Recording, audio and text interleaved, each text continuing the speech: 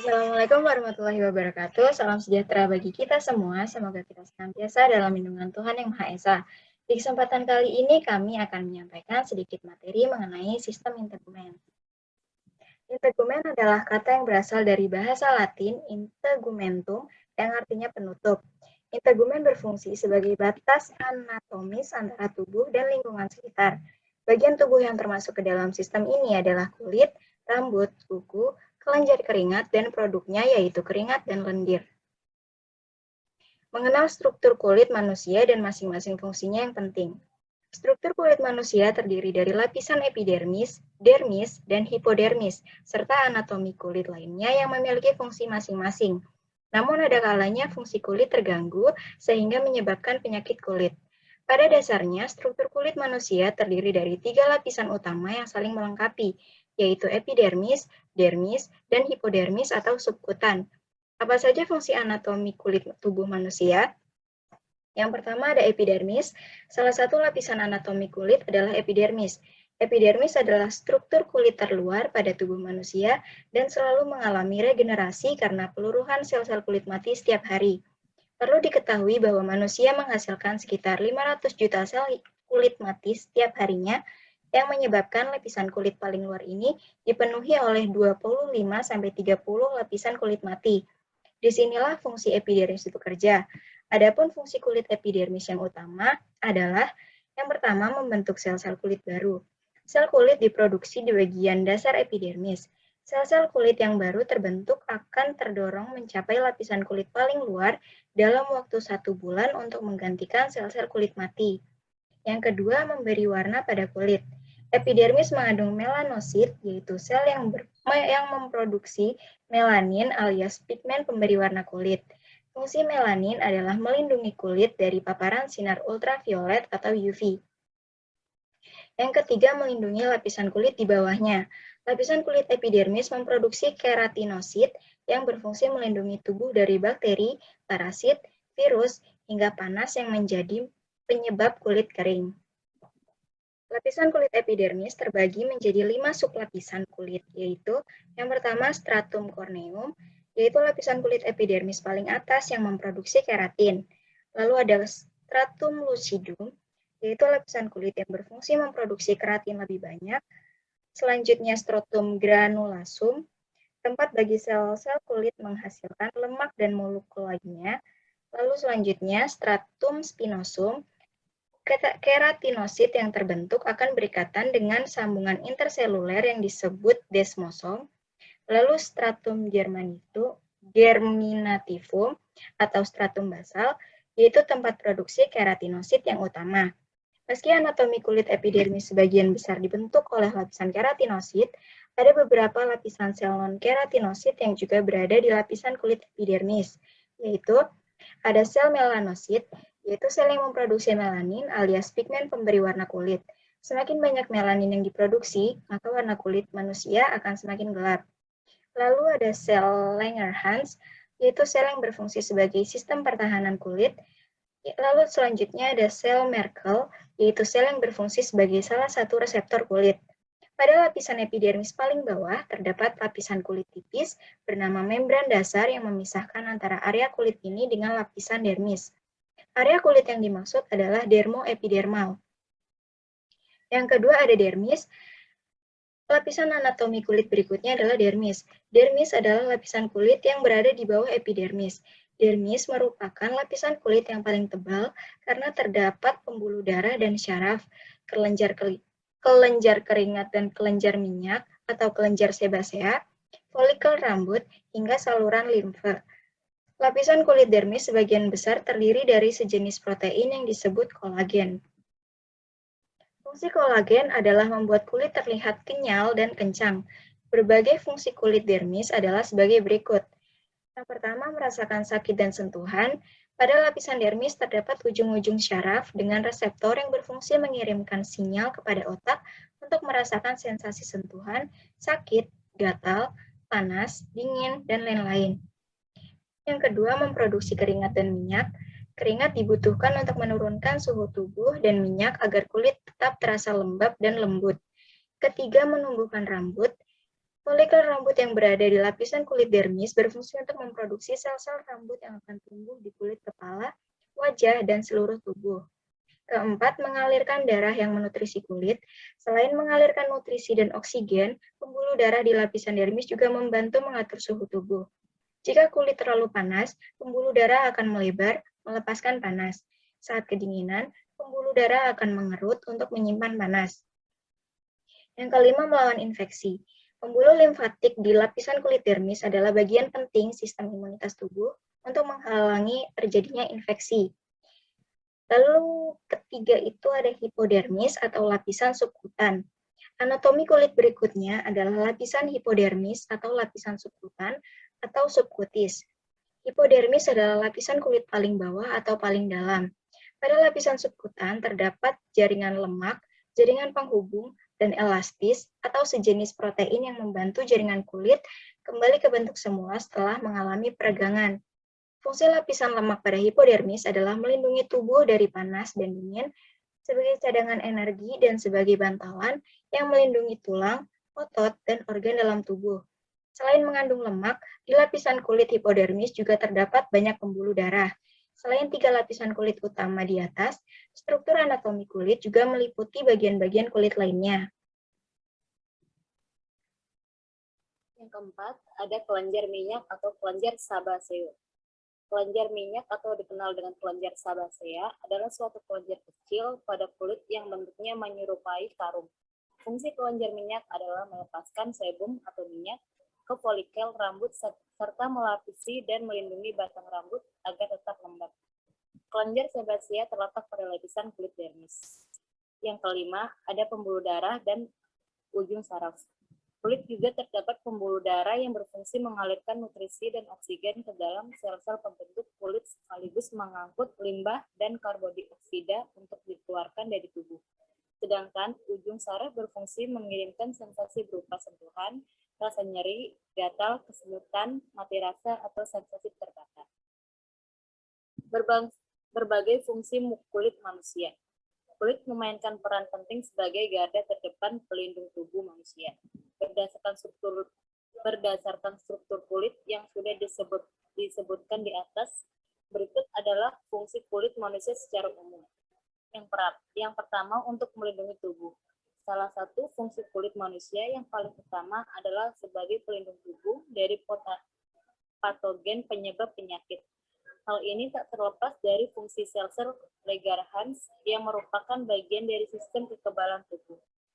Yang kedua, sebagai indera perasa.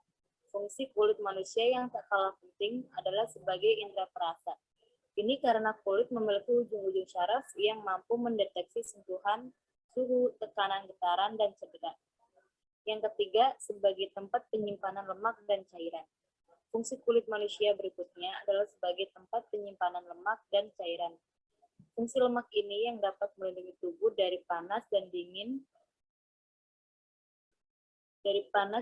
sebagai cadangan energi dan sebagai bantalan yang melindungi tulang, otot, dan organ dalam tubuh.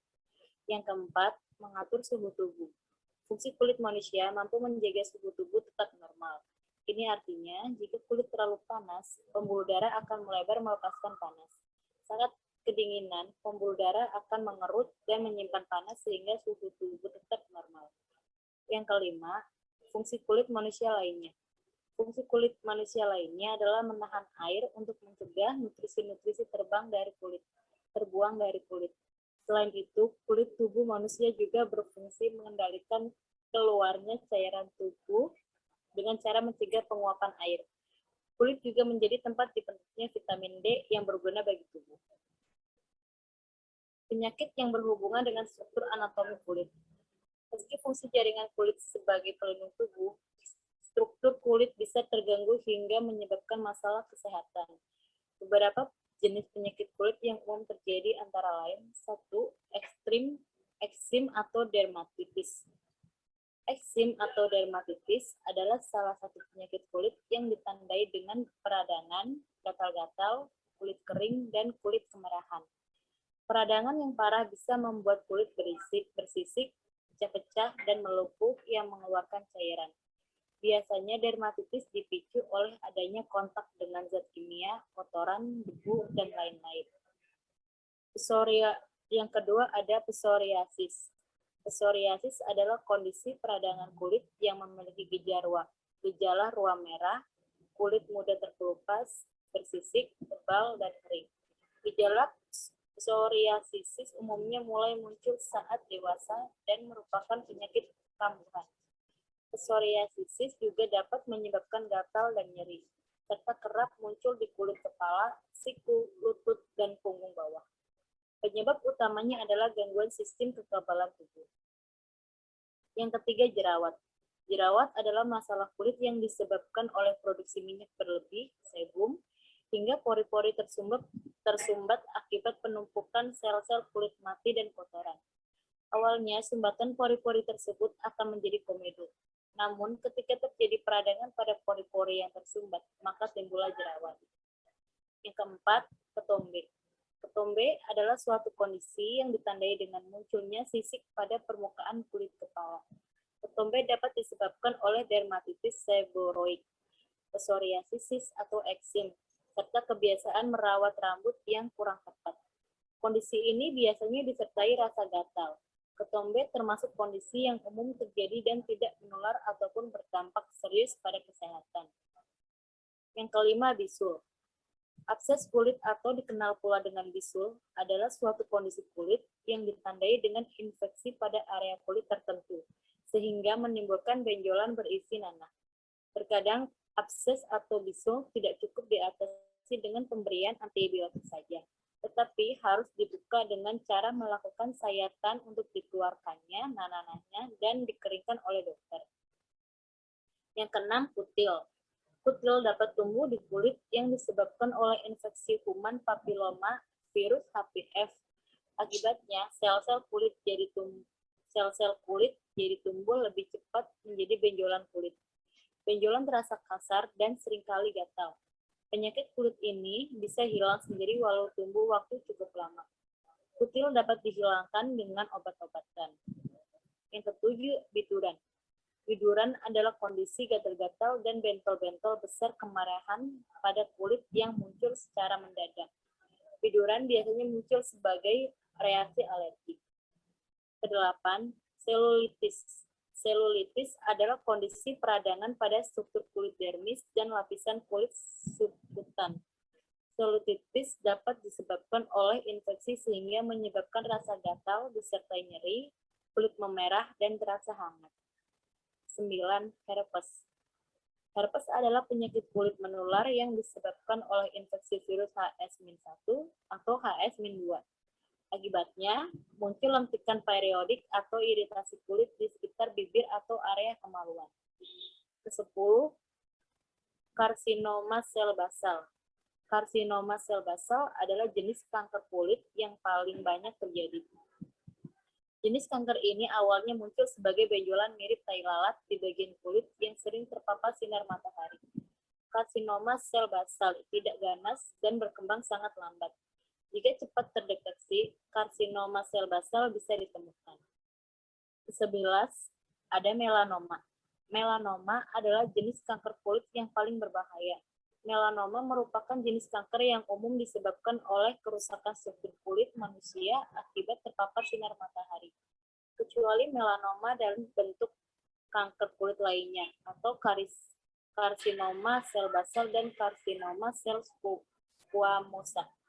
Penyakit yang menyerang struktur kulit biasanya tidak akan mengancam nyawa. Masih aku ya?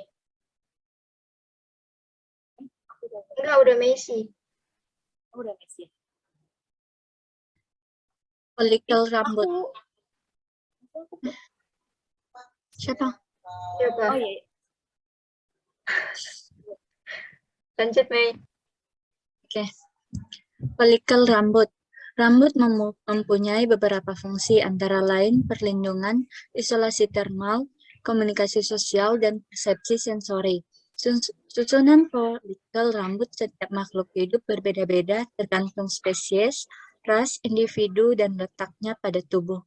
Folikel rambut dikategorikan sebagai primer sekunder dan sederhana atau majemuk. Folikel rambut primer memiliki diameter besar, akarnya dalam pada dermis atau subcutis, dan berhubungan dengan kelenjar keringat, sebaceous dan epitracheal, serta otot accetor pili. Folikel rambut sekunder berdiameter lebih kecil, akarnya lebih dangkal dibanding rambut primer, dan berhubungan dengan kelenjar sebasea tetapi tidak memiliki kelenjar keringat dan otot arrector pili.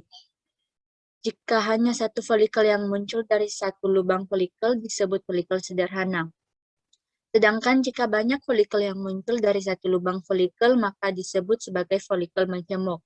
Folikel majemuk sebenarnya mempunyai papilanya masing-masing, hanya saja pada tingkat pembukaan kelenjar sebasea folikel bersatu dengan untuk keluar dari satu lubang folikel. Dilihat dari bagian longitudinalnya, folikel rambut yang berkembang secara sempurna terdiri dari 3 tahap, yaitu yang pertama bagian bawah atau inferior, dari dasar folikel sampai titik insersi otot accetor pili. Yang kedua ada ischur atau kelenjar tiroid di bagian bawah tengah yang berhubungan lobus kanan dan kiri tiroid. Bagian pendek dari pendekatan otot accetor pili ke bagian awal ductus sebasea. Yang ketiga ada infus dibilum, yaitu yang memanjang dari bagian awal ductus sebasea ke orificius follicularis. Rambut tidak tumbuh terus-menerus, melainkan mengalami siklus yang terdiri dari fase pertumbuhan, anagen atau fase transisi atau ovulating, katagen, dan fase istirahat, telogen. Aktivitas ini diakui sebagai respons adaptif terhadap musim dan suhu lingkungan. Rambut sinus atau rambut taktil Pipisae adalah reseptor penerima rangsangan yang berupa deformasi mekanik yang merespon getaran serta perpindahan rambut statis. Biasanya terletak pada wajah, tenggorokan, moncang, atau kumis Pipisae pada hewan. Rambut ini memiliki bentuk meruncing, kaku, dan tebal. Secara histologis, terdiri dari vertikel rambut sederhana yang besar dan dikelilingi oleh sinus berisi darah yang dilapisi oleh sel endotel yang letaknya di dalam selubung jaringan ikat dermal. Pada rambut sinus terdapat banyak saraf dan otot rangka yang menempel pada selubung luar folikel yang berfungsi untuk memberikan kontrol sadar atas rambut tersebut.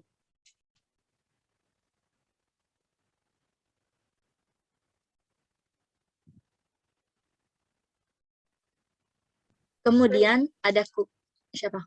Lanjut. Kemudian ada kuku. Kuku tumbuh dari sel mirip gel lembut yang mati mengeras dan kemudian terbentuk saat mulai tumbuh dari ujung jari. Kulit ari pada pangkal kuku berfungsi melindungi dari kotoran. Fungsi utama kuku adalah melindungi ujung jari yang lembut dan penuh urat saraf, serta mempertinggi daya sentuh. Secara kimia, kuku sama dengan rambut yang antara lain terbentuk dari keratin protein yang kaya akan sulfur. Yang pertama, merupakan lempeng yang membentuk pelindung pembungkus permukaan dorsal falang dan jari kaki. Berdasarkan struktur dan hubungan dengan dermis dan epidermis, pertumbuhan kuku terjadi sepanjang garis datar lengkung dan sedikit miring terhadap permukaan bagian proksimalnya. Kemudian jaringan kuku berasal dari lapisan epidermis dan rambut yang membentuk lapisan keratin yang keras. Kemudian ada nail roll atau akar kuku, bagian kuku yang tertanam dalam kulit jari. Kemudian ada nail plate atau badan kuku, yaitu bagian kuku yang terbuka atau bebas.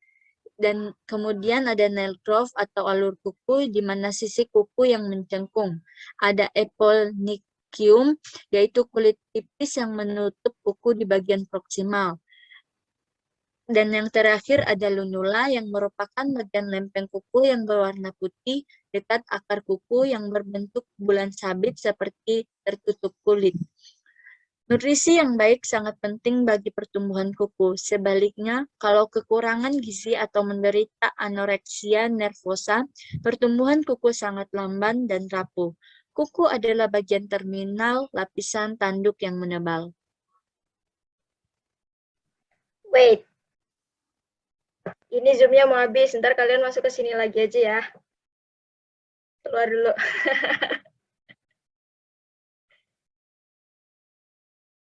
Termasuk sini lagi, oke? Folikel rambut.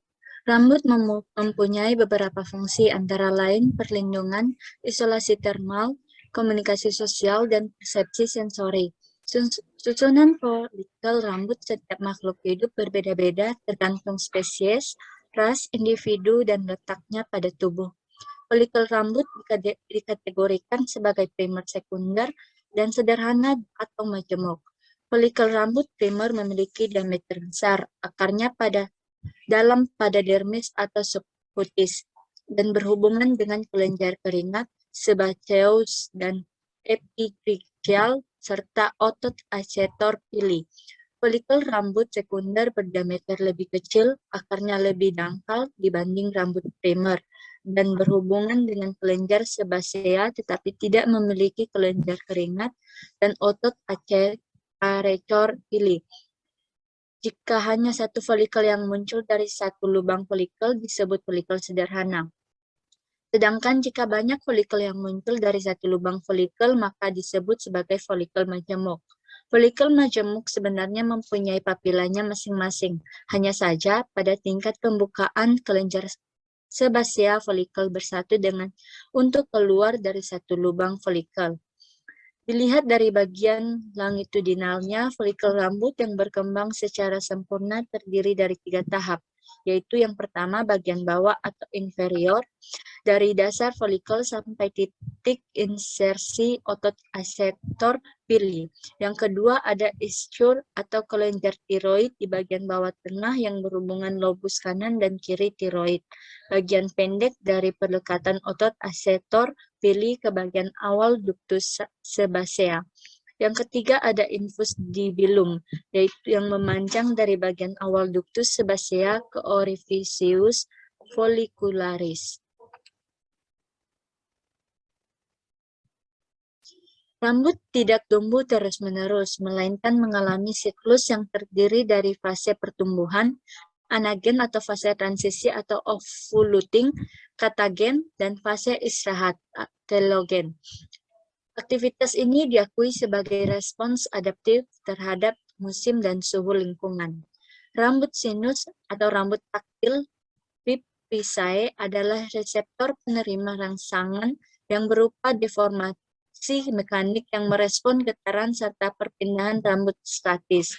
Biasanya terletak pada wajah, tenggorokan, moncang, atau kumis Pipisae pada hewan.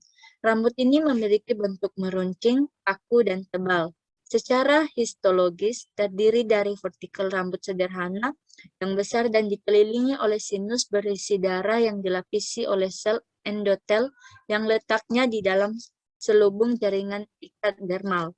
Pada rambut sinus terdapat banyak saraf dan otot rangka yang menempel pada selubung luar folikel yang berfungsi untuk memberikan kontrol sadar atas rambut tersebut.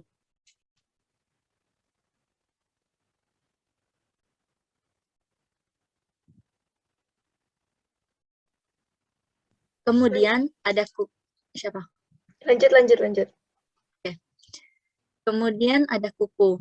Kuku tumbuh dari sel mirip gel lembut yang mati mengeras dan kemudian terbentuk saat mulai tumbuh dari ujung jari.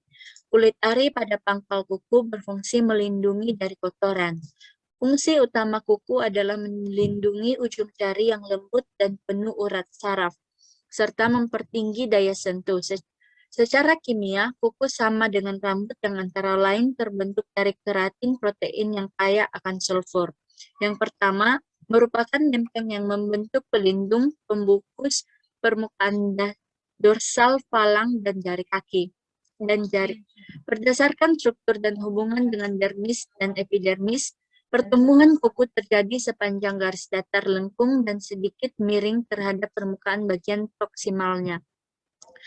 Kemudian jaringan kuku berasal dari lapisan epidermis dan rambut yang membentuk lapisan keratin yang keras. Kemudian ada nail roll atau akar kuku. bagian kuku yang tertanam dalam kulit jari. Kemudian ada nail plate atau badan kuku, yaitu bagian kuku yang terbuka atau bebas. Dan kemudian ada nail groove atau alur kuku, di mana sisi kuku yang mencengkung.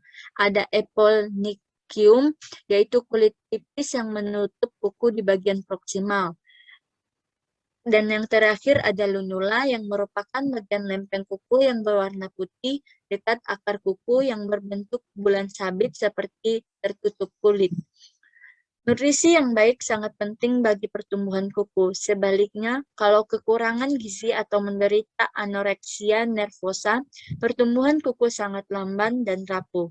Kuku adalah bagian terminal lapisan tanduk yang menebal. Kemudian ada kuku. Kuku tumbuh dari sel mirip gel lembut yang mati mengeras dan kemudian terbentuk saat mulai tumbuh dari ujung jari. Kulit ari pada pangkal kuku berfungsi melindungi dari kotoran. Fungsi utama kuku adalah melindungi ujung jari yang lembut dan penuh urat saraf, serta mempertinggi daya sentuh. Secara kimia, kuku sama dengan rambut yang antara lain terbentuk dari keratin protein yang kaya akan sulfur. Yang pertama, merupakan lempeng yang membentuk pelindung pembungkus permukaan dorsal falang dan jari kaki. Berdasarkan struktur dan hubungan dengan dermis dan epidermis, pertumbuhan kuku terjadi sepanjang garis datar lengkung dan sedikit miring terhadap permukaan bagian proksimalnya. Kemudian jaringan kuku berasal dari lapisan epidermis dan rambut yang membentuk lapisan keratin yang keras. Kemudian ada nail roll atau akar kuku, bagian kuku yang tertanam dalam kulit jari. Kemudian ada nail plate atau badan kuku, yaitu bagian kuku yang terbuka atau bebas. Dan kemudian ada nail groove atau alur kuku, di mana sisi kuku yang mencengkung. Ada eponychium, yaitu kulit tipis yang menutup kuku di bagian proksimal.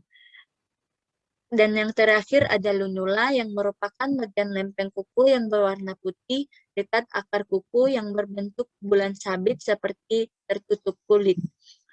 Nutrisi yang baik sangat penting bagi pertumbuhan kuku. Sebaliknya, kalau kekurangan gizi atau menderita anoreksia nervosa, pertumbuhan kuku sangat lamban dan rapuh. Kuku adalah bagian terminal lapisan tanduk yang menebal. Apa itu kelenjar keringat? Kelenjar keringat atau yang biasa dikenal juga dengan istilah sudorifacius adalah salah satu kelenjar pada tubuh manusia yang jumlahnya sangat melimpah. Kelenjar keringat tersebar hampir di seluruh bagian tubuh, khususnya di area telapak tangan, telapak kaki, dan juga dahi. Salah satu fungsi utama kelenjar keringat adalah untuk mengatur suhu tubuh agar dapat mengeluarkan keringat dalam batas normal. Itulah mengapa kondisi tubuh dikatakan sehat jika kamu berkeringat secara wajar. Kelenjar keringat adalah struktur kulit yang terletak pada lapisan epidermis.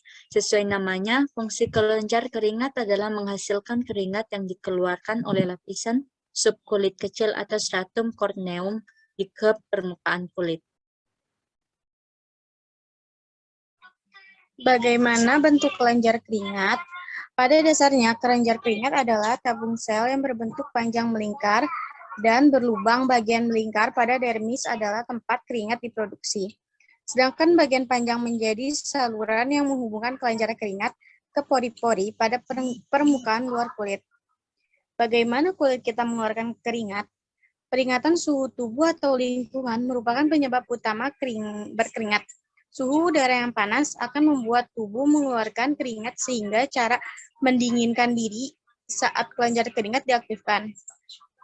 Keringat akan keluar melalui pori-pori kulit. Saat keringat menguap, maka tubuh akan mendingin. Ada dua jenis kelenjar keringat yang dimiliki manusia, yaitu kelenjar keringat ekrin dan apokrin.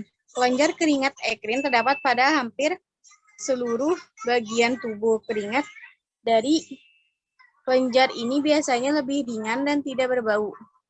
Sementara kelenjar keringat apokrin terdapat pada bagian tubuh yang memiliki banyak folikel rambut seperti kulit kepala, pangkal paha, dan ketiak. Cairan yang dikeluarkan oleh kelenjar ini lebih berat dan padat, serta memiliki aroma lebih menyengat. Pada kelenjar inilah bau badan biasanya bersumber. Fungsi berkeringat bagi tubuh. Yang pertama, memperlancar metabolisme dalam tubuh, membuang racun dan bakteri sehingga melindungi tubuh dari resiko infeksi, memperlancar sirkulasi darah, mengendalikan suhu tubuh, membakar kalori dalam tubuh sehingga mengurangi resiko obesitas, mengatasi berbagai penyakit ringan, mengurangi stres, membuat kulit menjadi lebih cerah, dan mengatasi penyakit asma. Kelenjar apokrin merupakan salah satu kelenjar keringat pada manusia yang terdapat pada kepala, aksila, anogenital, kelopak mata, meatus acousticus externus atau external auditory meatus, dan kelenjar mamae.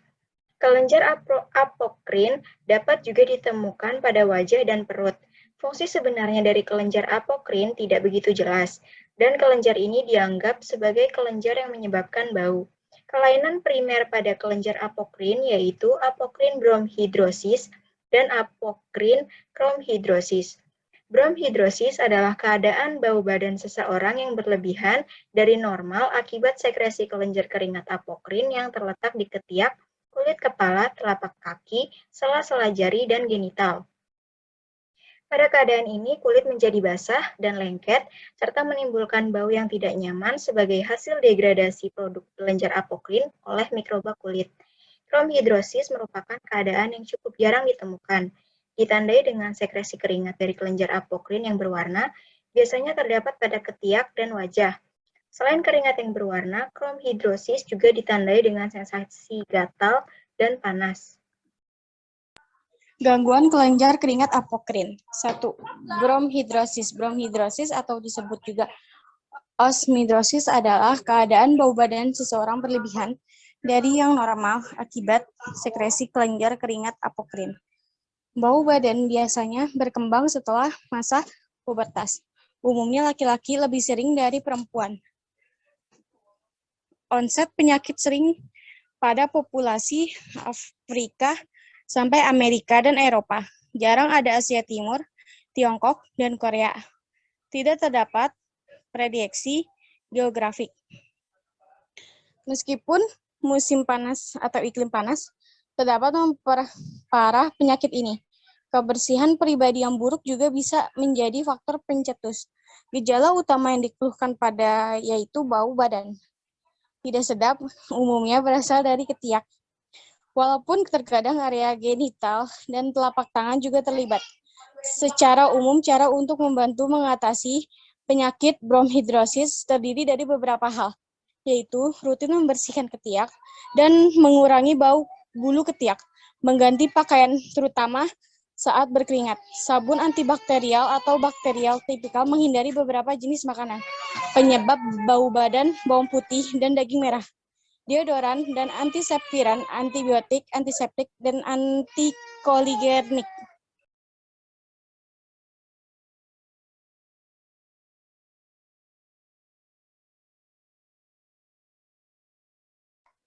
Dua, kromhidrosis. Kromhidrosis adalah kondisi langka yang ditandai dengan sekresi keringat apokrin berwarna.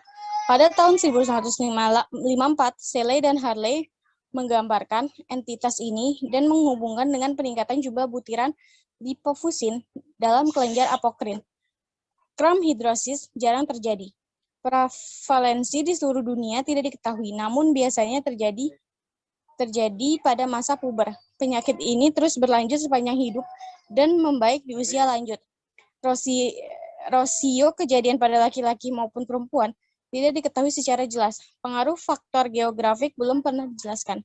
Pigmen yang bertanggung jawab untuk menyebabkan kromhidrosis apokrin ialah liposin yang diproduksi dari sel-sel sekretari apokrin dan diekspresikan ke permukaan kulit. Dalam kromhidrosis apokrin, butiran lipofusin berada dalam keadaan oksidasi yang lebih tinggi.